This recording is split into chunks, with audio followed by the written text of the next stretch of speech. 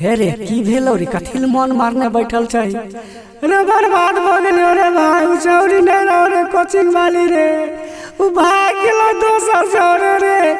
मर साला भाग गेलो तो कोई बात नहीं छै तोरा कथी के टेंशन छै अरे हमरे चिंता नै छै तोरा पता नै रहो रे भाई ले सुन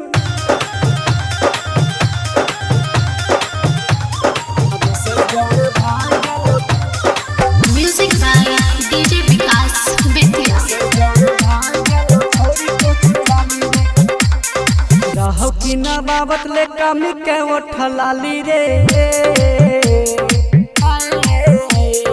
रहो कि ना बाबत ले कमी के उठलाली रे दोसर जोरे भाग गेलो छोरी कोचिंग वाली रे बिना रहियो दुनो कान में सोना के वाली रे दोसर जोरे भाग गेलो छोरी कोचिंग वाली रे म्यूजिक बाय डीजे विकास बेतिया रे पैसा कौड़ी सब बताई रहियो भाई बारे केकरो नहीं कहै रहियो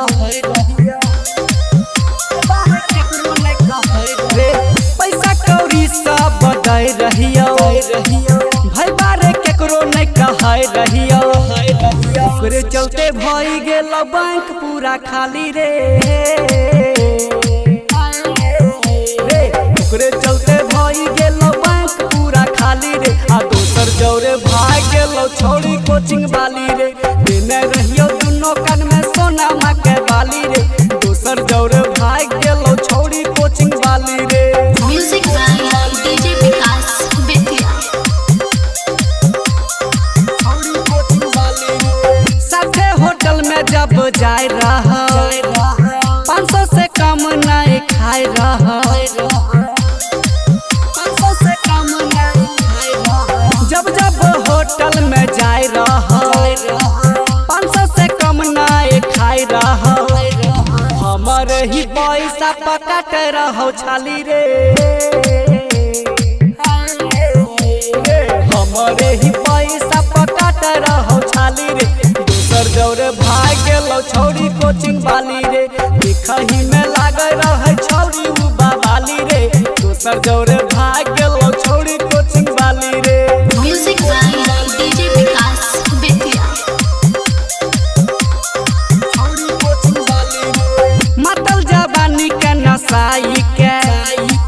रखना रहो रे फसाई के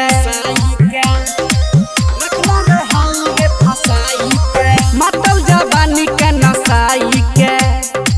रखना जरा हो फसाई के